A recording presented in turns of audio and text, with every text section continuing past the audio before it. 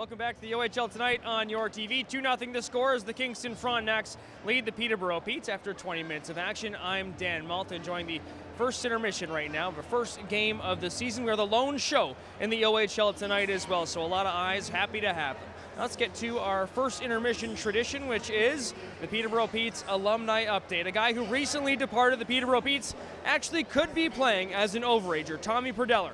He was selected 15th overall in the 2022 import selection through 116 regular season games. He compiled 65 points through 17 games, 1 goal, 2 assists in the playoffs for a total of 3 points, and he unfortunately broke his leg during the Peterborough Petes championship run, but he was always there with a smile on his face with his cast and his crutches along the way. Now, last season we sat down with Tommy to talk about his Italian roots. He's returned back to Brunico, Italy, his hometown, to play with HC Pusternal.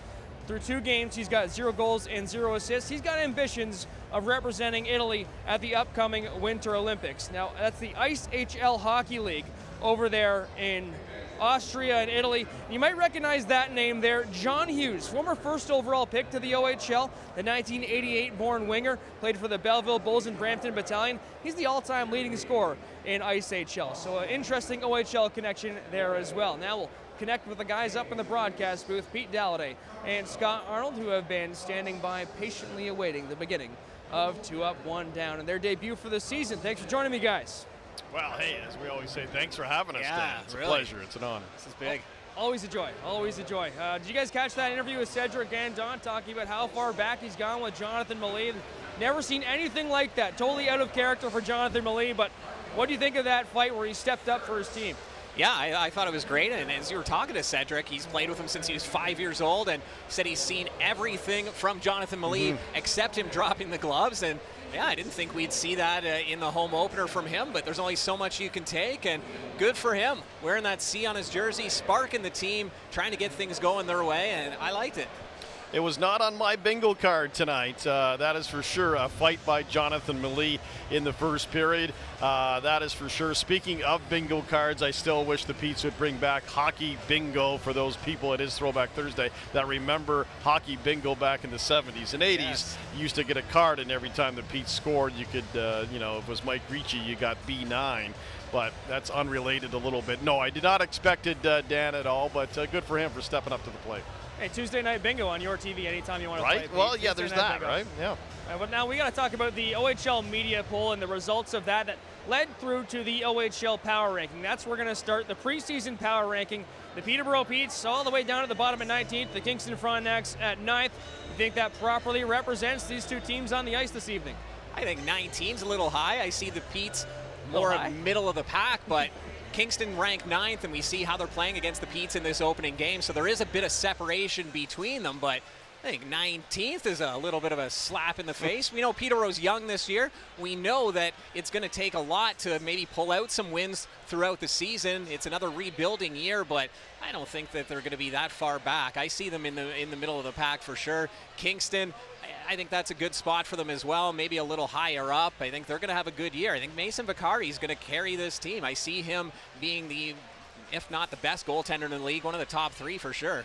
Rankings are a funny thing, right? You can't put a whole lot into them. They're fun for the fans. They put them up on Instagram and Facebook, and fans can comment back and forth, and it's good that way. And the people that put the efforts into them, good on them. But they really mean nothing for the Petes. I mean, I think it's probably not a bad thing to be 19, because that is a little bit of a locker room bulletin board sort of thing. Like, hey, the insiders, the experts think we're only going to be, the second worst team in the league, basically, based on this. So they can use it as motivation.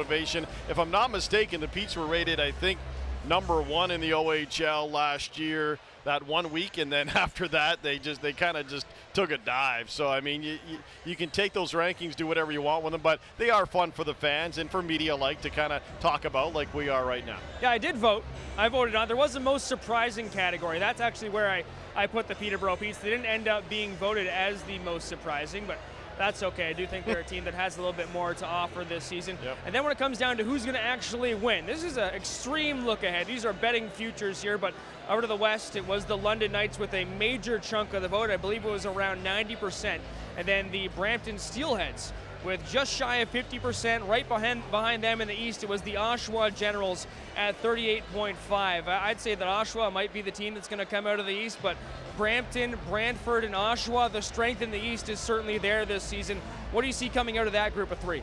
I think it's the Steelheads' year. Generals have a lot of returning guys, and with that long run that they went on last year, they're poised to maybe do it again. But the Steelheads, they've been rebuilding for the last couple seasons, and this is the year that they've been waiting for. They've got all the pieces in play, still maybe making some moves towards that trade deadline to get even better. But 2 years ago, when they started making all these moves, grabbing guys like Porter Martone and the youngsters, similar to how Peterborough did last year, you knew it was a rebuilding phase, and you said the Steelheads are going to be the team to beat in about 2-3 years. Well, here we are on that third season now, so I don't see anyone beating the Steelheads down the stretch. I don't disagree too much with that. I mean, I wouldn't be shocked to see them. They have built that up. I think Porter Martone's going to be an MVP candidate this year, leading that team in Brampton. But I'm not too far off disagreeing with Dan, though, because I like what the Oshawa Generals did last year. I think they went a little deeper than they expected. They got that experience. They got that taste of the OHL finals. I think get it quicker than they hoped, but they just found out how to win. They did it last year, so I also wouldn't be shocked to see our friends down Oshawa way in the finals, but that's a long way away still. Now, one thing that we were talking about briefly before the game, we were talking about the draft prospects on the Peterborough Petes. Carson Cameron, Caden Taylor, they were honorable mentions on TSN's preseason ranking. But two guys who were at the very top, Matthew Schaefer and Porter Martone. Amongst the media likes, the poll said Matthew Schaefer is most likely to be the top draft-eligible prospect. I know that there is a slight Peterborough bias, perhaps, on Porter Martone, but he's also a guy who's entering his third season in the OHL with a team that is loaded up with guys who can help him produce. We saw what he could do as a guy who was younger than everybody. Now that he's on par with everybody, do you think that he might be the guy to dismantle or dislodge Matthew Schaefer at that top spot in the draft-eligible player? Yeah, Schaefer's a good player on that back end. Two completely different styles of players, but I think Porter Martone's going to be a top 3 NHL draft pick. He's got the size. He's going to keep getting bigger in terms of muscle mass.